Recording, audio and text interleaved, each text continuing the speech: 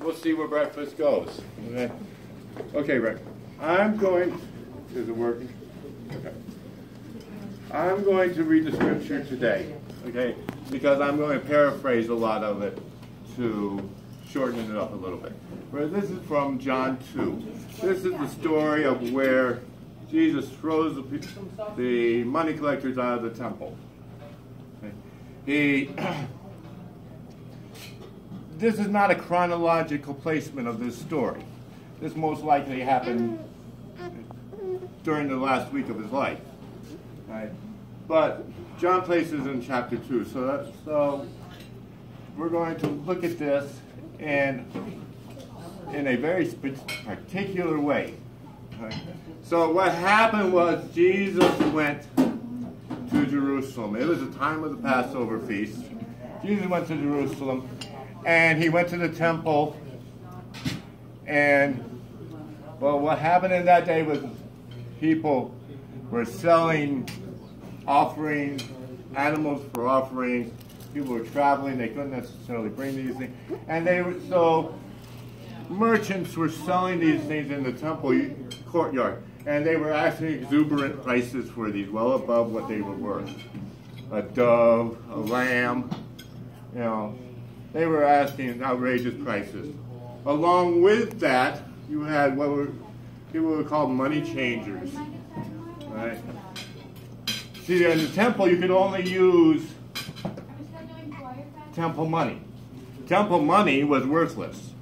It could only be used in the temple. It was worthless, but you had to use it there and you had to purchase it. So you had people there that were making a big profit selling temple money. And again, exuberant prices. And Jesus came and he saw this and he threw them all out. He said, get out. He fashioned a whip, he said. He turned over all the tables. This is the strongest statement Jesus makes in the entire Gospels. He's always hard on hypocrisy, religious hypocrisy. But this is the strongest statement he makes. Get out. You're turning my Father's house into a den of thieves. And I want you to notice, he didn't say they were thieves because they were in the temple. He said they were thieves who were in the temple. Jesus was not a capitalist. I'm sorry. He wasn't that. Right? But, so the Jews were upset and they said, what authority do you have to do this? What gives you the right to do this? I mean, this cut money out of the Jewish temple coffers because they got a cut of all this. Right? This took money out of their hands. What right do you have to do this, they say. And Jesus' answer was very interesting. Jesus' answer was in verse 19, yes. Destroy this temple and I will raise it again in 3 days. Now, let's look. Destroy this temple and I will raise it again in 3 days. That's kind of a strange statement. And of course the Jews didn't understand it. They said, it took us 40-some years to build this temple. How are you going to raise it again in 3 days? Well, that wasn't what Jesus was talking about. Jesus was talking about his body. He was foreseeing his crucifixion. Okay? And I'm going to go a step further. I'm going to make another claim. Jesus was talking about his church. Jesus was talking about his church because his church, his followers, I even question using the word church anymore with the way it's become, but his followers are his body on earth. And every now and then, as a follower of Jesus, we have to look at ourselves and we have to say, what has gotten in the way? Where have I gone wrong? Am I following Jesus or am I following my assumptions, my own ideas? And I think this happens both on a personal level and it happens on the corporate level. And so Jesus is saying, you have to tear this down. You have to break this down. You cannot fix something until you break it down. And right now it's broken. Look at what's happened. You made it into a shopping mall, is the way the Message version puts it. Okay? Look what happened. You have to break it down. You have to take away the things that are getting in the way.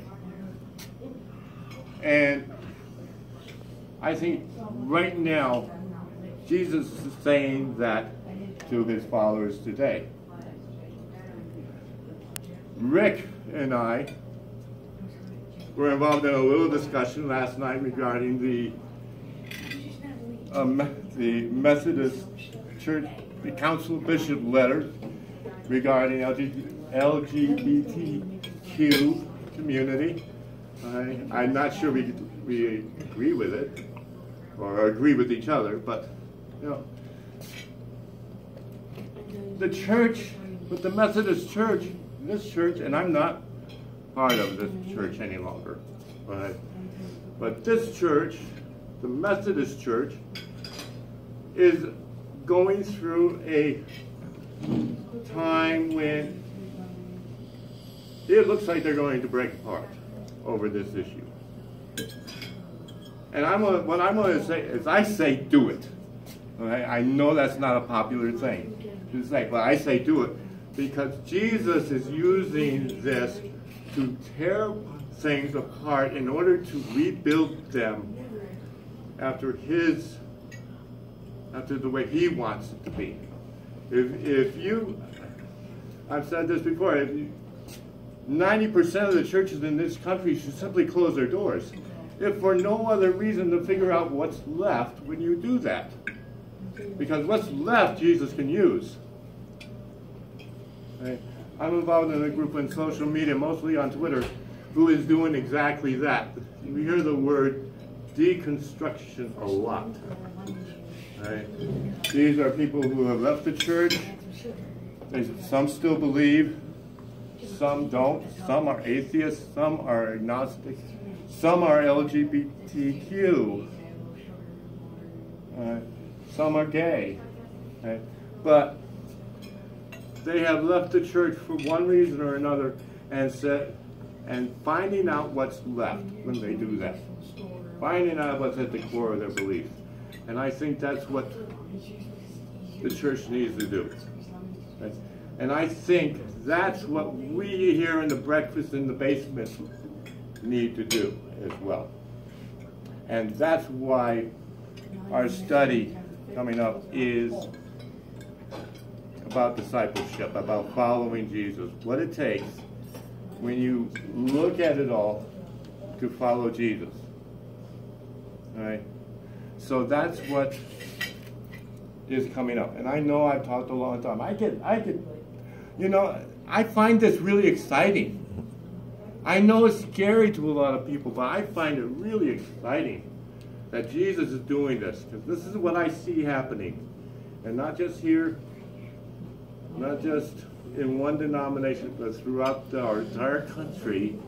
Jesus is tearing things down to rebuild them. So, that's what we're going to look at in Breakfast in the Basement over this next few months. August, we celebrate 5 years. Right? Where are we going to be? That's the questions that I want to ask. Where are we going to be at the end of 5 years? And that's really up to you. That's really up to you. I can have opinions. I can say I want to see this, but really you are the ones who are Breakfast in the Basement. So, enjoy your breakfast. Give it some thought, and I will see you in a couple of weeks, right? Thank you.